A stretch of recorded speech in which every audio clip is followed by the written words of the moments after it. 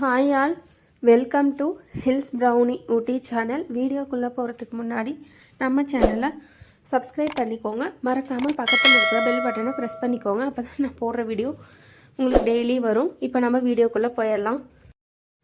தக்காளி சாதம் பண்ண போகிறோம். அதுக்கு பார்த்திங்கன்னா தேவையான பொருள்லாம் நான் எடுத்து வச்சுருக்கிறேன்.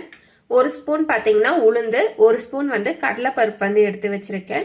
இந்த தக்காளி சாதத்துக்கு நம்ம வெங்காயம், பூண்டு இது மாதிரி நம்ம எதுவுமே சேர்த்துக்க தேவையில்லை. வெங்காயம் பூண்டு உங்ககிட்ட இல்லாத டைம்ல நீங்க உங்க வீட்டுல தக்காளி மட்டும் இருந்தா மட்டும் போதும்.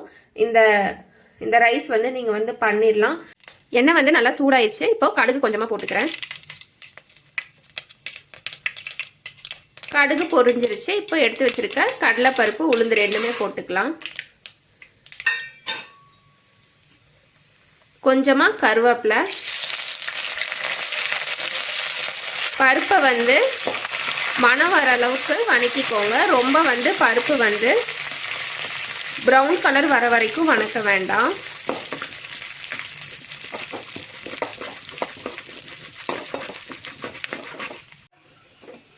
பருப்பு பார்த்தீங்கன்னா நல்லா வணங்கிருச்சு.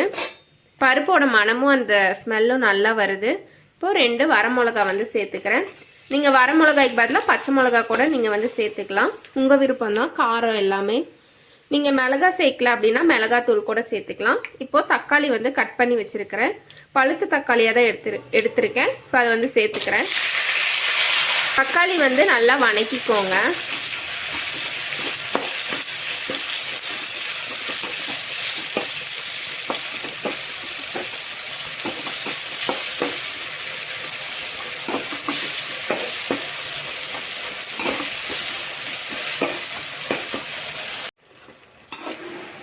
தக்காளி பார்த்தீங்கன்னா நல்லா வணங்கிருச்சு. வீட்டில் அரைச்ச குழம்பு மசால் தூள் 1 ஸ்பூன் போட்டுக்கிறேன். நீங்கள் இந்த மசால் தூள் இல்லை அப்படின்னா மிளகாத்தூள், மல்லித்தூள் நீங்கள் சேர்த்துக்கோங்க. காரம் உங்களுக்கு எவ்வளோ தேவையோ அந்த அளவுக்கு நீங்கள் மசால் தூள் பார்த்துட்டு சேர்த்துக்கோங்க.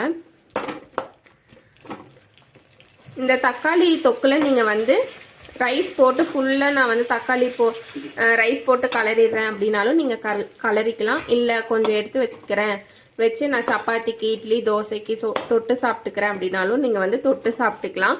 உங்கள் விருப்பம்தான். சாதம் போட்டு நம்ம கலரிக்கலாம். இந்த சாதம் பார்த்தீங்கன்னா இந்த தக்காளி சாதம் நீங்கள் ஸ்கூல் போகிற குழந்தைங்களுக்கு நீங்கள் லஞ்ச் பாக்ஸுக்கு நீங்கள் கட்டி கொடுக்கலாம். நீங்கள் வீட்லேயும் நீங்கள் நைட்டு என்ன சமைக்கிறது அப்படின்னு தெரியல அப்படின்னா நீங்கள் இதை சமைச்சு கூட சாப்பிட்டுக்கலாம். வேலையும் ரொம்ப ஈஸி தான். வெங்காயம், பூண்டு இது மாதிரிலாம் தேவையே இல்லை. தக்காளி மட்டும் இருந்தால் மட்டும் போதும். தக்காளி சாதம் பார்த்தீங்கன்னா நம்மளுக்கு ரெடி ஆயிடுச்சு. சூப்பரான தக்காளி சாதம் நம்மளுக்கு ரெடி ஆயிடுச்சு. இதே போல் தக்காளி சாதம் நீங்களும் உங்கள் வீட்டில் செஞ்சு பாருங்கள். செஞ்சு பார்த்துட்டு எப்படி இருந்ததுங்கிறத கமெண்ட்ஸில் சொல்லுங்கள்.